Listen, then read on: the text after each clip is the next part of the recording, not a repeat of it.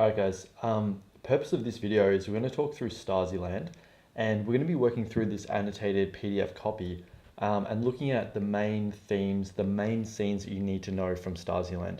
So in this document that we're going to be working from, on the left hand side we've got the page numbers from the original book, which is the same as your copy, and then on the right hand side we've got the page numbers from the PDF version, which I can send to you and we're going to be working from today.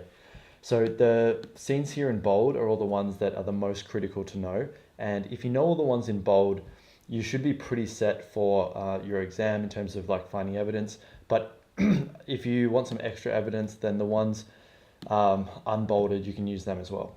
So the first scene we're going to look at is the interrogation of Miriam. So that's on page 27. So let's have a look at that. So it says the interrogation of Miriam Weber, age 16, took place every night for 10 nights, for the 6 hours between 10 p.m. and 4 a.m. Lights went out in the cell at 8 p.m. and she slept for 2 hours before being taken to the interrogation room. She was returned to her cell 2 hours before the lights went on again at 6 a.m. She was not permitted to sleep during the day. A guard watched her through the peephole and banged on the door if she nodded off. And then she says, I cannot explain how kaput this makes you. And she says, sleep deprivation can mimic the symptoms of starvation, particularly in children. Victims become disorientated and cold, things like that, okay? Your waking hours take on the logic of a dream where odd things are connected, and you are just angry with the world that will not let you rest. All right, so the purpose here is obviously to look at the psychological effects of interrogation. Now, this scene here is going to fit into our big theme about punishment, okay? So obviously for 1984, you'll be looking at Winston's interrogation, but we can juxtapose that against Miriam's interrogation. Now, the key thing with Miriam's interrogation is she suffers psychologically, but she is not brainwashed, okay? She's not brainwashed in the same way that like Winston is brainwashed to, idolize and love Big Brother. So that's worth kind of keeping in mind. And if we see a little further on page 29, so it says, but at the time it was pure, unalloyed frustration. I cooked them up a story I would not have believed myself. Even then, it was utterly absurd, but they were so wild about getting an escape organization that they swallowed it. All I wanted to do was sleep. So Miriam, she basically creates a fictitious story which she feeds to her Stasi interrogators, and they buy that story. Now, what does this show? Well, this aspect kind of leads to, or links in rather, with the theme of rebellion. Okay, think about Winston's interrogation. He has no power over O'Brien, but here Miriam actually has some power over her interrogators. So it kind of ties in with this broader message that Funda has, that kind of humanity has power against these oppressive regimes, which is different from Orwell's message, which is more about how, in the face of the authoritarian regimes, the individual has no power. Okay. So the next one is just a small one, page 30, just a little quote that we're going to look at. It says, Miriam explains gently that in the GDI it was inconceivable that a person would ask a total stranger, whether they lived near the border. It was also inconceivable that a stranger would ask you whether you were thinking of escaping. And it was more inconceivable still that they would then proffer handy escape tips on the spot. Relations between people were conditioned by the fact that one or other of you could be one of them. Okay, here's the key part. Everyone suspected everyone else, and the mistrust this bred was the foundation of social existence. Okay, so what this quote by Miriam kind of alludes to is the fact that trust between individuals is very much severed by the high level of surveillance and the prevalence of the informants, the IMs within society.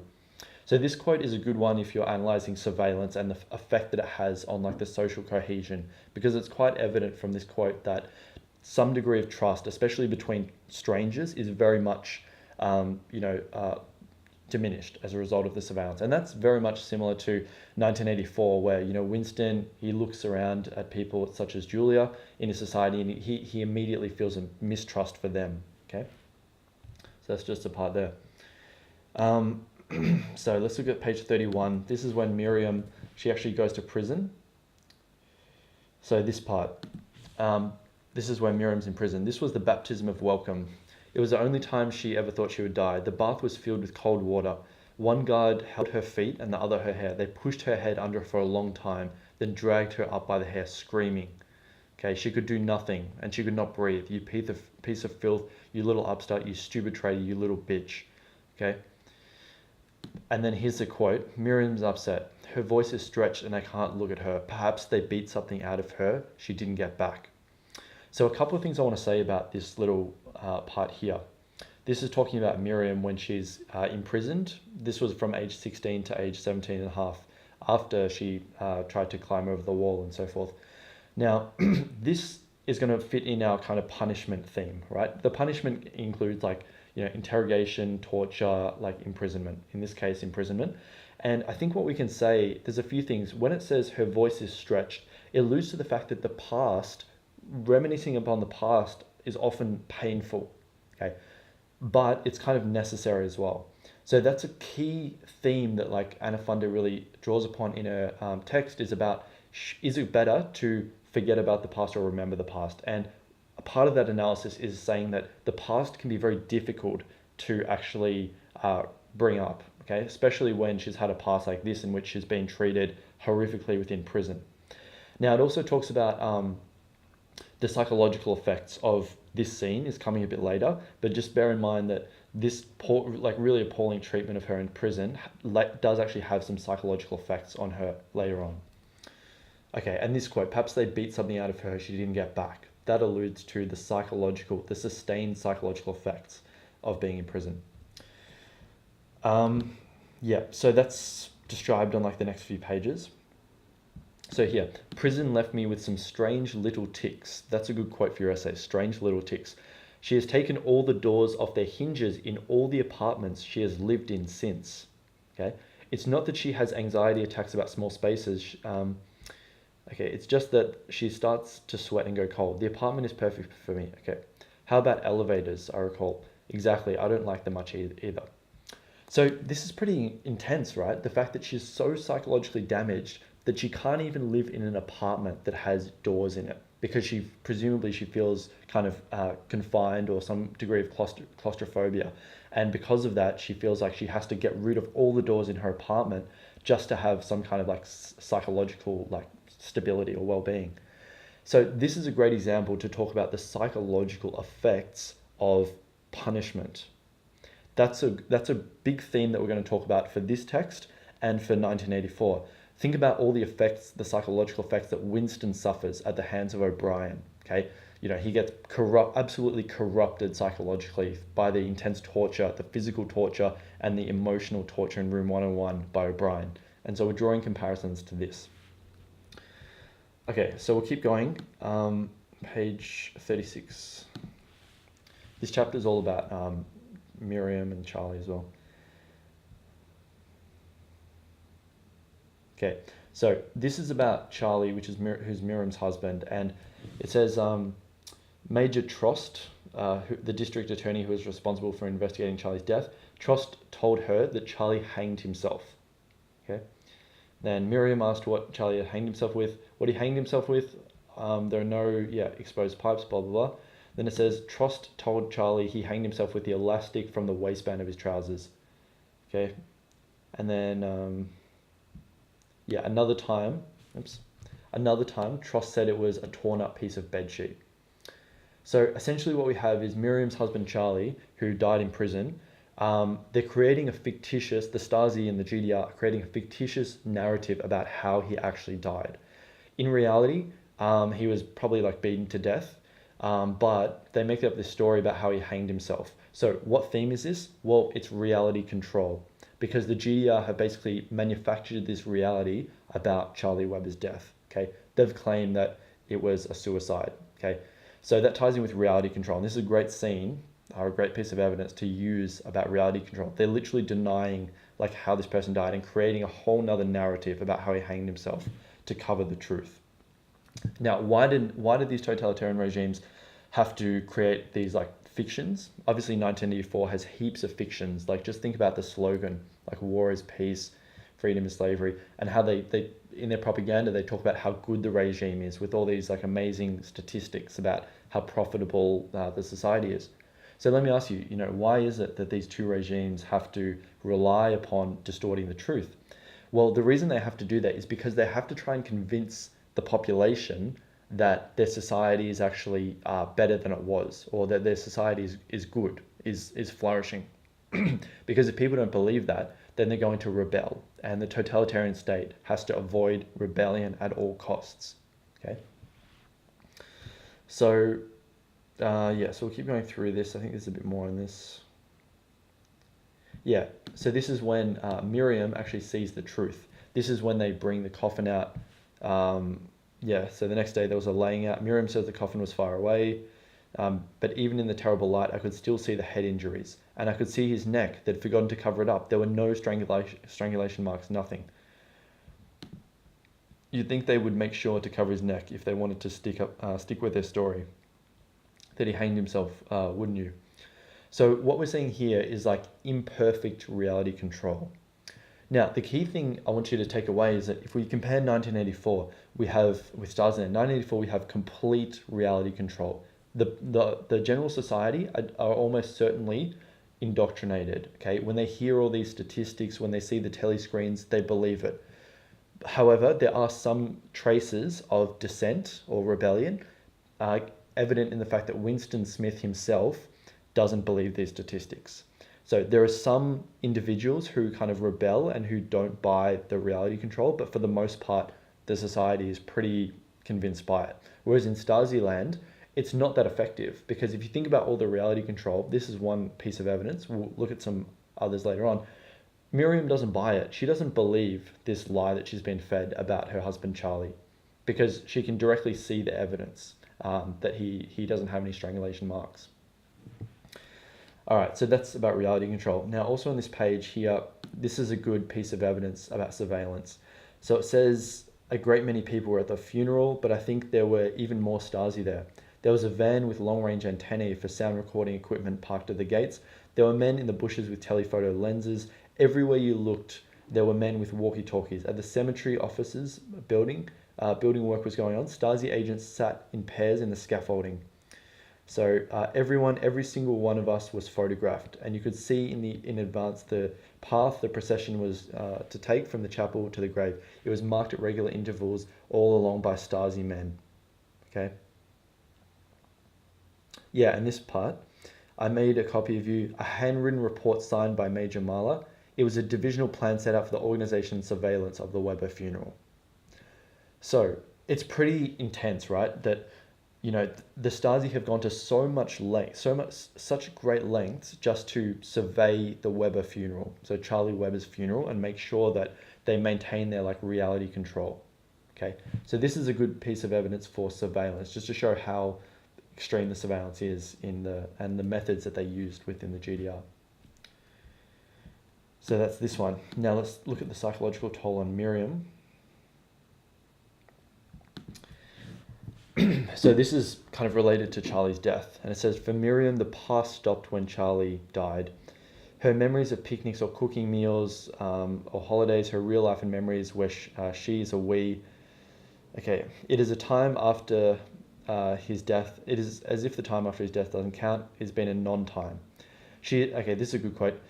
She is brave and strong and broken all at once. As she speaks, it is as if her existence is no longer real to her in itself, but more like a living epitaph of a life that was. So, in terms of what this relates to, I think it just relates to like the psychological damage that can arise within a totalitarian regime.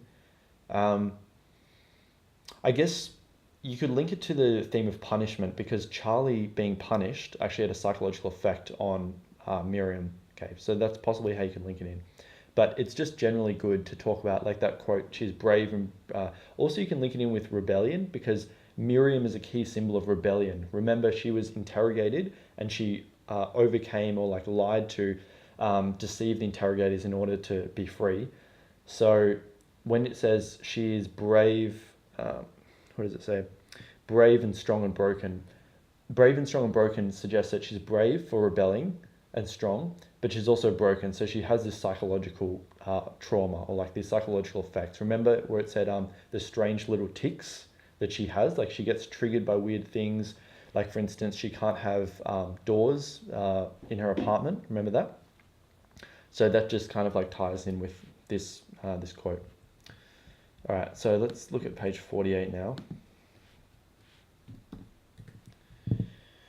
So, like so many things, no one can decide whether to make the Place de Republique into a memorial warning from the past or to get rid of it altogether and go into the future unburdened of everything. Nearby, Hitler's bunker had been uncovered in building works. Now, here's the key thing. No one could decide about that either. A memorial could become a shrine for neo-Nazis, but to erase it altogether might signal forgetting or denial. In the end, the bunker was reburied just as it was. The mayor said perhaps in another 50 years, people would be able to decide what to do. Now, here's a key quote. To remember or forget, which is healthier? To demolish it or to fence it off? To dig it up or to leave it lie in the ground? So this quote is essentially kind of relates to the crux of Stasi-Land, which is all about memory and like, is it better to remember the past, even if it's painful, or forget about it? And I would argue that the text as a whole suggests that we should remember the past to avoid similar mistakes happening in the future, especially with regards to totalitarianism. Okay, so this is just a piece of evidence. It's not so much linked to any of the four major themes. It's more so just like related to author's message, okay, about whether we should remember the past or not. So we'll just look at page 51. It talks about the IMs. So this is a good quote, the inofficial Metarbieter. Like any like foreign words, like German words in this case, you can throw into your essay. Ironically, even though it's English, it makes it sound better. So that's a good thing to put in. So the IMs are basically just the informants. So these informers reported on family and friends without them knowing. Now that's interesting, isn't it? They reported on family and friends. That's kind of similar to in 1984, where like, the Parsons, their children kind of inform on them. And even within families, the whole family structure is broken down by the informants, or like rather by the regime and like the indoctrination. So here it's somewhat similar, but they don't in Stasi-Land they don't go into a lot of depth explaining this too much. But just bear in mind that they do have these informants, I guess somewhat similar to thought police in some ways. But definitely, kind of definitely not as like penetrating in their surveillance, I would say. All right. Okay, now 53, this is all about the Stasi. So this is just facts about the Stasi. It says the Stasi had 97,000 employees, 170,000 informers, and there was one informer for every 6.5 citizens. Okay, so this is just some evidence you can use to describe the surveillance. This would definitely link in with a theme of surveillance because the Stasi have all these informers, regular people who are kind of assigned with informing the Stasi of certain dissidents or basically just informing on other people who may be somewhat rebelling or not adhering tightly to the regime's kind of dogma. Okay, so we'll keep going then. So we'll skip over a bit further to 86 now. This is about Giulia's Italian boyfriend. And this scene really ties in with the theme of surveillance. So whenever he stayed with her, the surveillance was intense and overt. The people could hardly leave the house without being stopped by the police and asked to account for themselves. Or the police would be waiting at a checkpoint on the outskirts of town. It didn't matter when we left the house or where we were going, there'd be someone there to stop us. Okay. If we said we were going to the pictures, they would disappear for long enough with my ID and his passport to make us miss the start. Okay. So this is just evidence of surveillance because Giulia, she has this Italian boyfriend, and the regime wants to keep a tab on everyone who may be kind of like involved with like the enemy. In this case, this Italian guy. So they have this is a good quote. The surveillance was intense and overt. Okay. Now, yeah, I guess that's pretty reminiscent of, or pretty resonates quite strongly with 1984 because that the surveillance is overt in the sense that the telescreens are always watching you. Okay. All right, so let's just skip over to page 90 now. And yeah, so there's a couple of things on this page. First thing is that Giulia is denied a job. Okay, remember that because of her having the Italian boyfriend and whatnot, she gets these letters, we regret to inform you that the position has been filled. So she's not able to actually find work and to get a job that easily or at all. Now, just hold on to that thought for 1 second because we'll just skip over to this part. So in the GDR, the word leader, Führer, was forbidden after Hitler, who was in German called like Der Führer, like the leader. Okay, so what this means is that this is something that you can talk about with like rewriting language or like control of language. 1984, obviously we have Newspeak, which is a much stronger version of language control, but this kind of alludes to some degree of language control. The fact that they eradicate the term Führer from the vocabulary. Now that also links in with eradicating the past as well. They don't want people to remember that their regime, their communist regime of the German Democratic Republic, was originated or was comprised of the same people who were part of Hitler's like really right-wing fascist regime. So that's why they eradicate this word Führer from the vocabulary, from their lexicon. Okay, so that's just, and again, it's kind of similar to like Newspeak, how Simon, Winston's like co-worker, has a big spiel about how the destruction of language is a beautiful thing, or the destruction of words is a beautiful thing. Okay. Now, on the same page a bit further down, this is one of the biggest pieces of evidence for reality control. So it says, "Miss, you're not unemployed." And Julia says, like, WTF? Of course I'm unemployed. Why else would I be here? And she says, this is the employment office, not the unemployment office. You are not unemployed, you are seeking work. And she's like, well, I'm seeking work because I'm unemployed.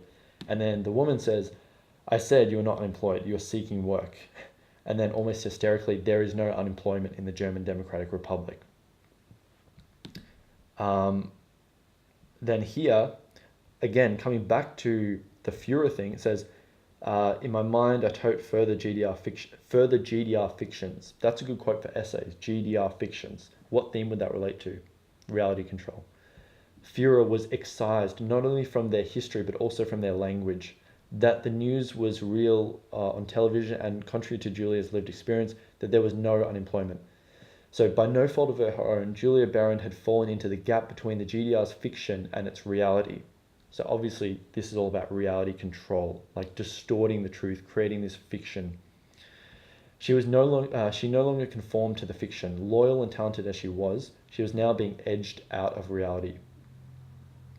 So if we just revise this little part, remember she's not able to get a job. Now they manipulate the reality to say that, well, there's no unemployment. So it's a bit of it's like a blatant paradox. Now that sort of blatant paradox should remind you of 1984, where they have things like Ministry of Love, where they torture people, Ministry of Truth, where they rewrite the past, war is peace, contradictory, freedom is slavery, contradictory. Okay, all these sorts of like blatant contradictions. Okay, so this kind of relates to that somewhat, is like how the regime has these blatant fictions, and also how they're rewriting history by changing the language, in this case, getting rid of the word Führer. Okay, so that's something to bear in mind. And then just here she says, I think I was depressed. Okay, so that, she slept later and later each day. I think I was depressed. So it's just talking about the psychological effects. Now remember Miriam, so this is Julia. Okay, Julia is the landlord for Anna Funder when she's in Berlin. Miriam, remember, she also had psychological effects. Remember the strange little tics that she had and how she had to remove the doors from her apartment? So she also had psychological effects, as did Julia here. So Julia, like Miriam as well, also undergoes some interrogation by this guy Major N. So Miss Berend, I am Major N. And she says, you must know why I have no job. He's like, how would I know that, Miss Berend? And then he says, I must work somewhere. I am, after all, unemployed. And then he says, but Miss Berend, how can that be? There is no unemployment in the German Democratic Republic. She could not answer. So he, like the woman in the employment office, is sharing this like distorted reality. Okay, this myth that like there's no unemployment. So that's like this platitude that they have within the society, where it's a blatant contradiction because there are people who are unemployed, but they say it because they want to create this shared reality that supports the ideology of their regime. Again, their regime of like communism, they want people to think it's the perfect like utopian kind of society. That's why they create all these fictions like there's no unemployment. They want people to feel empowered by the regime and ignore all the harsh realities. It's very similar to 1984, where the society where Winston Smith lives is terrible, right? It's very decrepit, unpleasant, not a very nice place to be. But they create all these fictions about how good life is. Okay, so it's kind of a similar thing here as well. Okay, now page 99, we'll skip to here. So Julia, she also gets interrogated. Okay,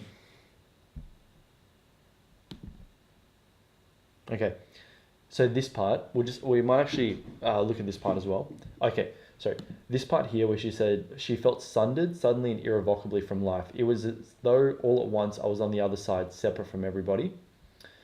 This kind of alludes to Julia's psychological damage or trauma. So remember, Miriam had the psychological trauma, the strange little tics. Julia also has this psychological trauma. She said she was depressed before. Now she's saying she feels like really detached from everyone else. So she feels somewhat damaged. And here it says, yeah, it's the total surveillance that damaged me the worst. I know how far people will transgress over your boundaries until you have no private sphere left at all. Okay. At this distance, I understand for the first time how bad it was what he did in that room. So this is really powerful because it informs us that the psychological damage that Julia has is born of two different kind of facets. One of them is the surveillance. So you can link the psychological damage with surveillance, and the other is interrogation by Major N in room 118. Okay? It's kind of ironic. It's almost similar to room 101 sort of thing, interrogation. It's an interrogation room. But the point being is that surveillance and interrogation both kind of like render psychological damage upon Julia. That's the key premise there. All right, so let's skip over now. Yeah, and this kind of, this is further evidence about the psychological. She actually says, right, I think I'm definitely psychologically damaged. Okay. And this is actually a really good piece of evidence to show her psychological damage. That's probably why I react so extremely to approaches from men and so on. I experience them as another possible invasion of my intimate sphere. Okay. And then she says, I think it's worse if you repress it, to dig it up or to leave it lie in the ground. What does that remind you of? Well, it's like that quote we saw before where it's like, to remember or forget, which is healthier.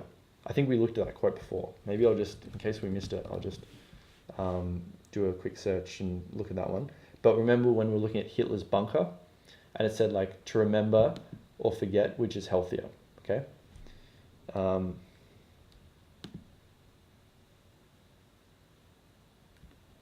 To remember or forget, which is healthier.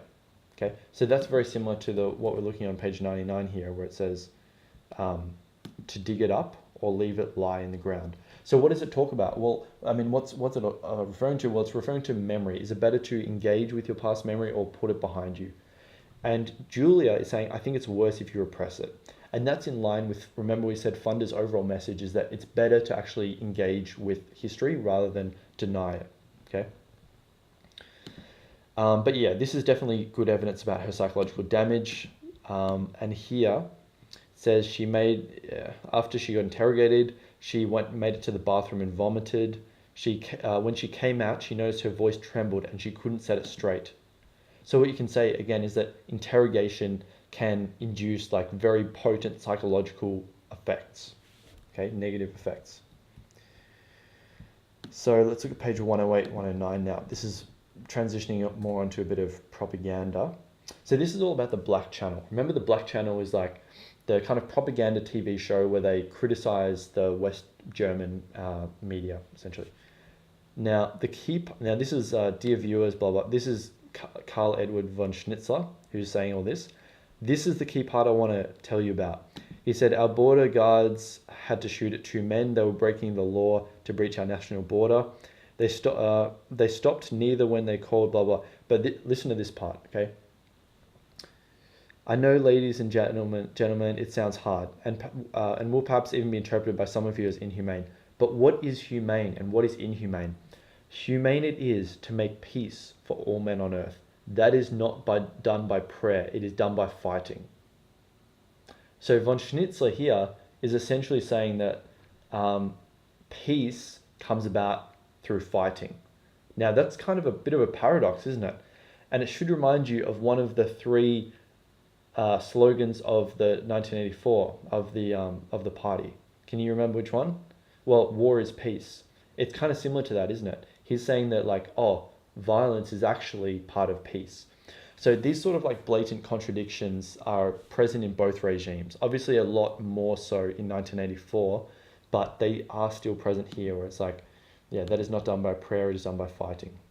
Okay? Yeah, it is humane to strengthen and protect it. It is humane to guard the German Democratic Republic against the people who would most like to eat it for breakfast. Okay, so humane to strengthen. Okay, so pretty much it's this contradiction. It's like they're saying it's peaceful and humane to basically kill people in defending their regime. All right, so this one I think in some of our groups we've looked at already, but I'll just quickly go over it.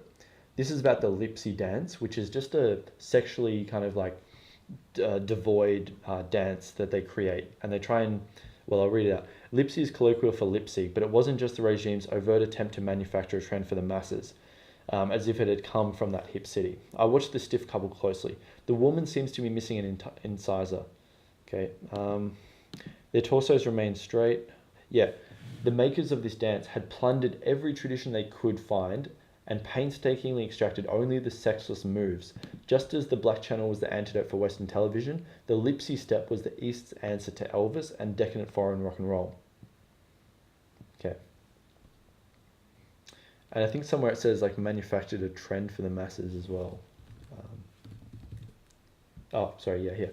Manufactured trend. So what this is all about is like the leaders of the GDR, they're trying to like eradicate overt sexuality, because remember that like having overt sexuality is a very liberal feature. So liberalism is kind of like a philosophy which is more about, let people do whatever they want, let people be free, let people express themselves sexually, all this sort of stuff.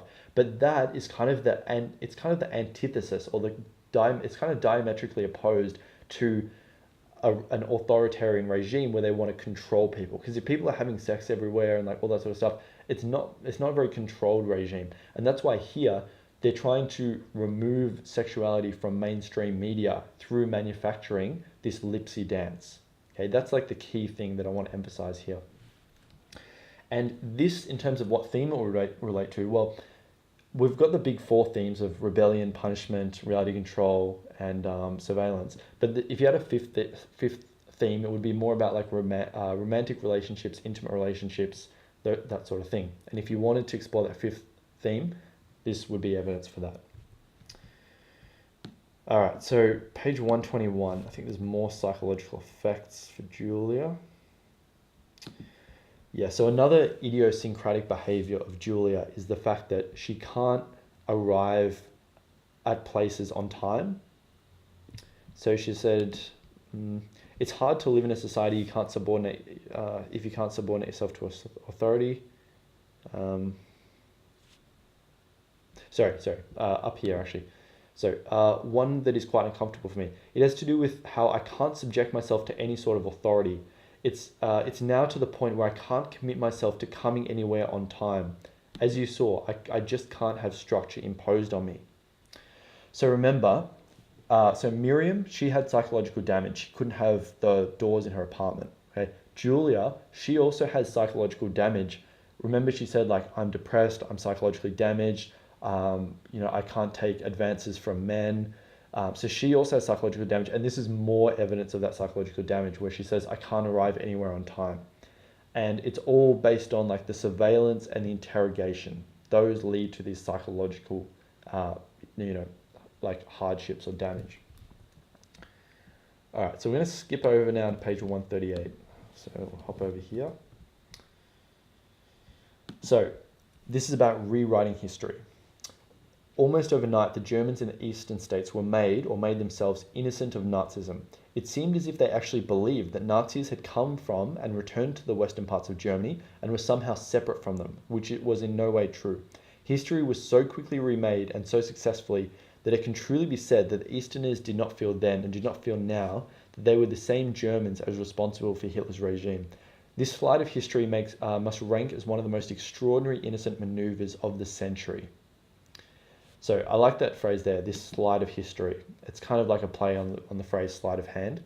Now, slide of history, yeah, it alludes to the fact that they're just very quickly and very cunningly just rewriting history, okay, or just changing the history to make themselves innocent of Nazism.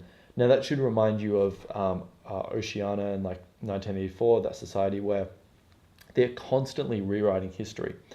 You know, at one moment they're at war with East Asia, the next moment they're at war with Eurasia. So it's the same kind of thing where they construct or they reconstruct rather a history that suits the aspirations or the objectives of their regime. Make sense? Yeah, this is a small thing on page 142. You know how in 1984, like Parsons' children are really indoctrinated to really like swallow the party ideology? Well, this is somewhat similar, where it says the scheme mirrored exactly the Nazis' Pimpfe for small children and the Hitler Youth for adolescents. People joke that the Free German Youth and the Hitler Youth were so similar that only the colour of their neckerchief distinguished them. In both, there were meetings, torches, oaths of allegiance, and a confirmation ceremony for 13-year-olds, complete with candles and prayer-like incantations. This is just about indoctrination, how they're indoctrinating the youth. I guess the only difference is that in 1984, the children are actually spying and trying to weed out dissent in their parents, whereas here they don't talk about that. They just say that like they're just indoctrinating the children towards the regime's ideology. All right, so we'll just skip over to page 148.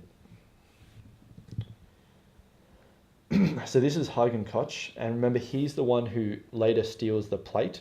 He's the cartographer who actually drew the line where the Berlin Wall would be built. Now, what happens is this is kind of reality control, I suppose. They say that he's getting interrogated because he wants to leave his job at the Stasi. He wants to leave them, and it says they asked her about her sex life. They told her that if there was something wrong in that department, they would understand, and it might account for why your husband has taken up as a pornographer. No, she started to cry. Well then, in this case, Frau Koch, I put to you that you and your husband would have prepared this pornography. What pornography?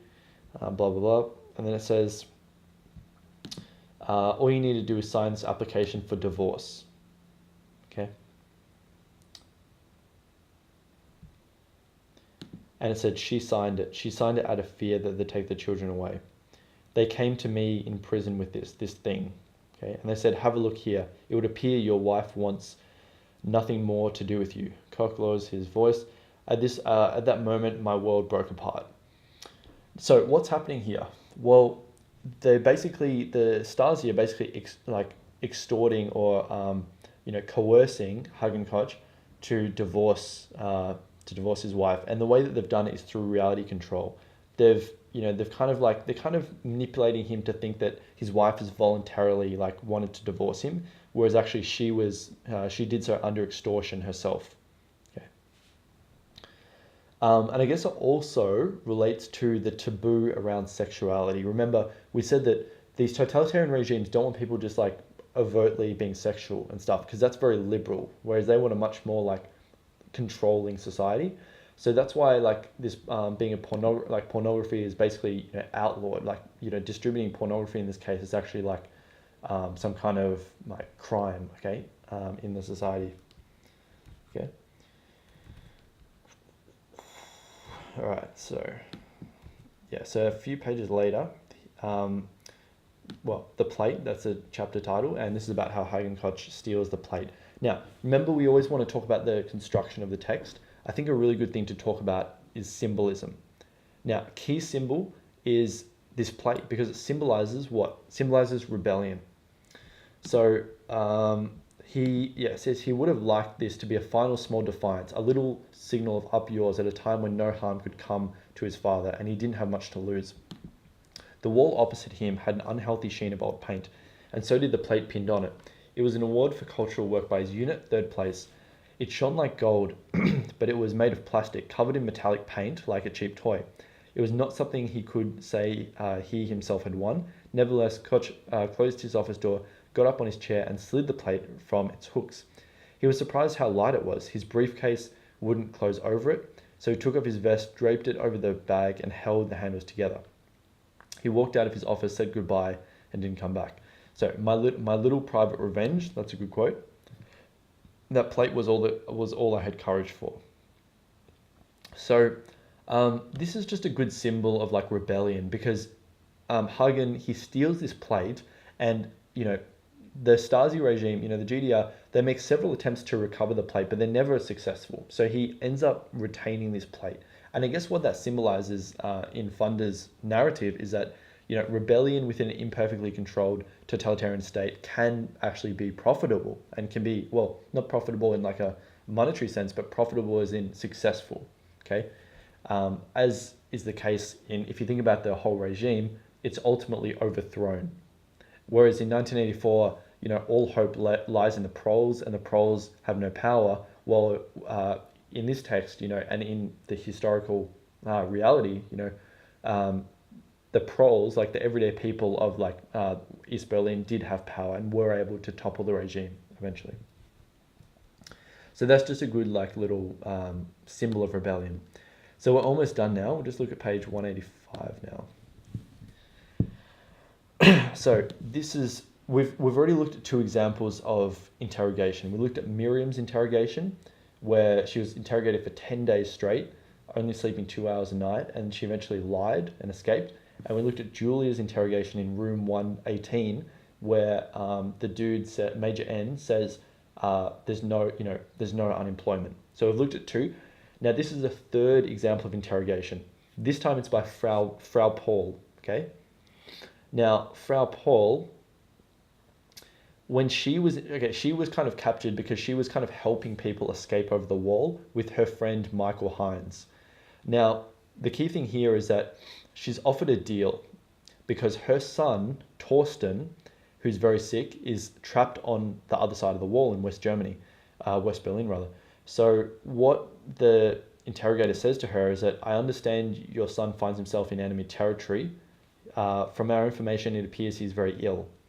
So then it says, would you like to see your son? What sort of question was that? Yes, sir, that can be arranged.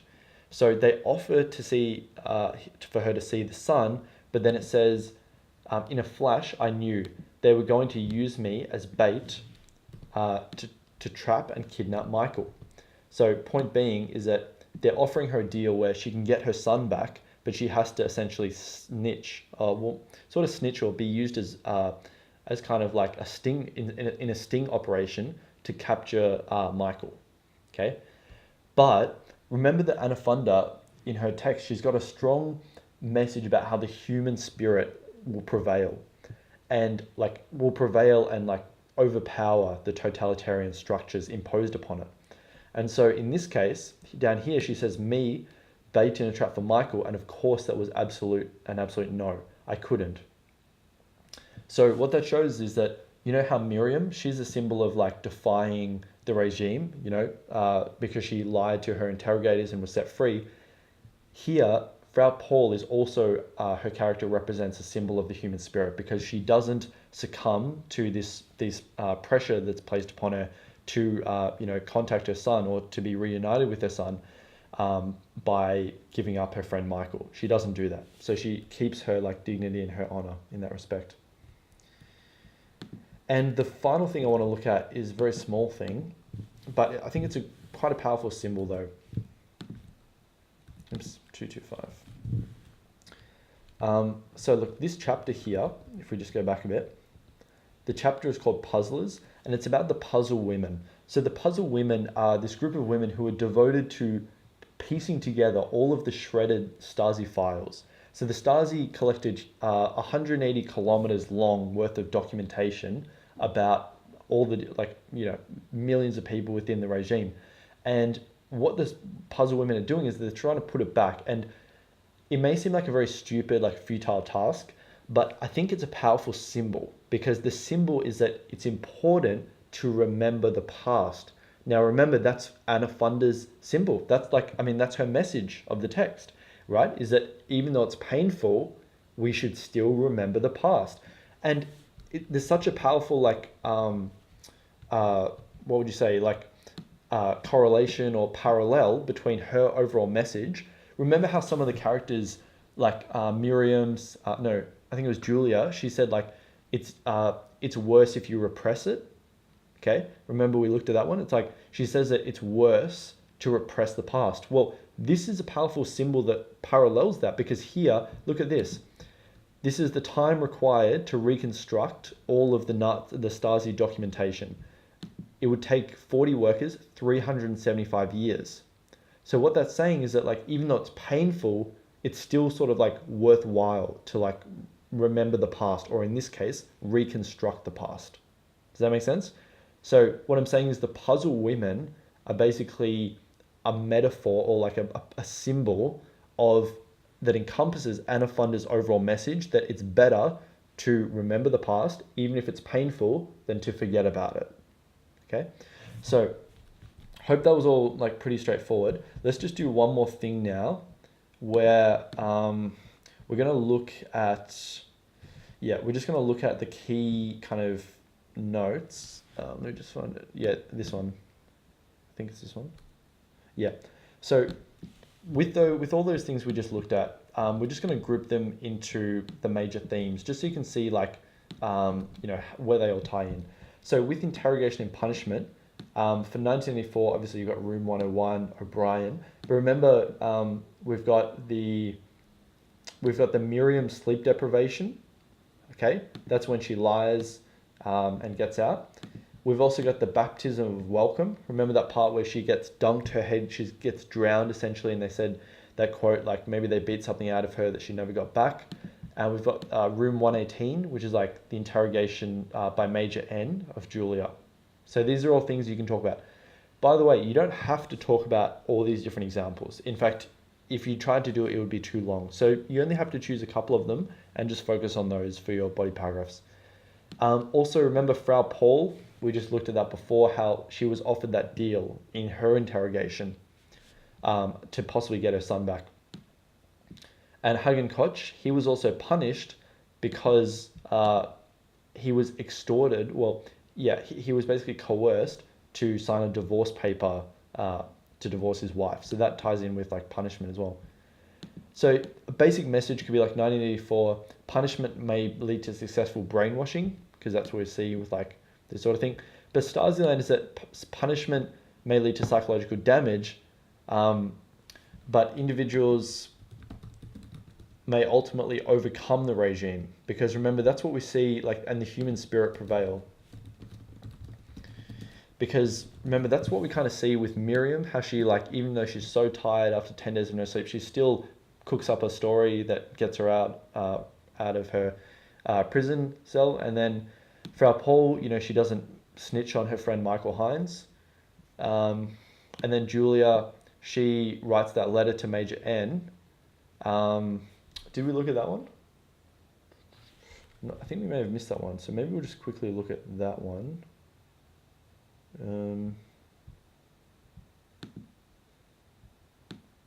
Not sure if we looked at. Let's just quickly skim over, because this is quite a good thing to talk about. Okay, this one. This is when Julia, remember she got interrogated by Major N, who said there's no unemployment. Well, she actually gets her revenge on him in a sense and blackmails him. So there was apparently this method called, I'm not going to try that one. This is a good word to put in your essay if you want to show some next level recollection. For people to write directly to Erich Honecker if they needed something they couldn't get, or to make a complaint. So essentially what happens is they use this process of Struts, Rabs, Besh word, and they're successful. And because of that, it says that the amazing thing is the next week I was rung up about a job. Okay. So I just wanted to point that out because that's a good piece of evidence to show like rebellion, like the success of rebellion. But in this case, what we can say is that, yeah, I guess her punishment kind of does psychologically damage her, but ultimately she does kind of get back at the regime through that rebellious act, which is successful. Reality control. Well, you've got Winston's job at the Ministry of Truth. Charlie Webber's death, remember? Strangulation, no strangulation marks. Okay, he had marks on his head. So the Stasi created this whole fiction about how he died. 2 Minutes Hate from 1984. The Black Channel, remember? Karl Edward von Schnitzler saying that it's humane to, what does he say? Yeah, it's humane sometimes it's humane to fight, essentially. So when they shoot those two people crossing the wall, they say it's kind of humane to do that. And then remember when Major N says, and so both Major N and the woman in the unemployment office say there's no unemployment in the GDR. Okay, they're both examples of reality control. Obviously, Newspeak from 1984, and the divorce when they coerce. Remember they coerced like Hagen Koch and his wife to divorce each other, and Hagen Koch sort of gets kind of distorted, like a distorted view of reality, because they tell him that, look, your wife has already signed these divorce papers, but little did he know that was done under extortion itself. So yeah, both regimes use reality control to mask stark realities of the regime. But in 1984, the truth may remain elusive in a perfectly controlled society, whereas in Stasi, reality control is unlikely to be effective in an imperfectly controlled regime, right? Because if we look at all these examples, things like Charlie Webber's death, does Miriam buy it? No, she doesn't buy it. Does Julia buy that there's no unemployment in the GDR? No, she doesn't buy it. Okay. Now, Hagen Koch, he does buy it, but like that his wife wanted to divorce, but they do end up getting back together at the end. I think it's like 6 months or 1 year later or something. So rebellion. We've got the plate that Hagen Koch stole. That's a powerful symbol of like how rebellion can be successful in an imperfectly controlled regime. Winston's diary. That's also a symbol of rebellion because he writes his dissenting thoughts. But the difference is that O'Brien and the thought police actually know what he's writing. Okay. So Winston's relationship with Julia, that's another aspect of rebellion. So we've got Frau Paul. Remember, she refuses the deal to be reunited with her son. So that's a powerful act of rebellion, that she's willing to put her morals and her values and her, I guess, like animosity towards the regime ahead of even being reunified with her own son. That's a powerful act of rebellion. I guess the Brotherhood, you could possibly talk about them as like a symbol of rebellion, but the ironic thing is that the most powerful symbol of rebellion in 1984, the Brotherhood, we don't even know if it exists. So it could even be a falsification by the party, or by the party itself. So remember Julia, she blackmails Major N with that phrase up here, this thing, Strats, whatever.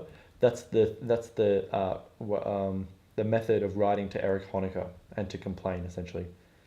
So the key message, I guess, would be something like rebellion is futile in like a perfectly controlled regime such as that in 1984, but worthwhile in an imperfectly controlled state such as the GDR in Stasi-Land. Okay, that's just the key message there. But I guess a shared message would be that in totalitarian regimes, like some degree of rebellion is inevitable, but how fruitful it is to rebel depends, or differs rather, based on how perfectly controlled the regime is. Now the final one is just about surveillance. Remember, we have the IMs, the unofficial Metarbieter or whatever, in the Stasi-Land. We've got the telescreens in 1984, Thought Police, O'Brien, so they're all 1984. Now remember Charlie's funeral, how there were all these people like watching at the funeral. We looked at that piece of evidence. 1984, you've got the Parsons children who ultimately snitch on their own parents. Julia and her boyfriend, how they're like very heavily surveyed as well. I guess other things for surveillance would be like the statistics, where they say how many informants there were, and also the part where they say like everyone suspected, it's like a quote, everyone suspected everyone else. So we looked at that part as well a bit earlier in the video. So I guess the key message is that with surveillance is that surveillance may profoundly affect trust. Yeah, but less so in Stasiland, because the surveillance is comparatively less invasive. Okay, but another thing you could also say is that surveillance may have profound psychological effects. Because think about like Winston, like how paranoid he is when he thinks that Julia is when he first sees Julia, he hasn't like properly conversed with her, and he thinks she's a member of the Thought Police, and he's so paranoid. He's absolutely he's a nervous wreck.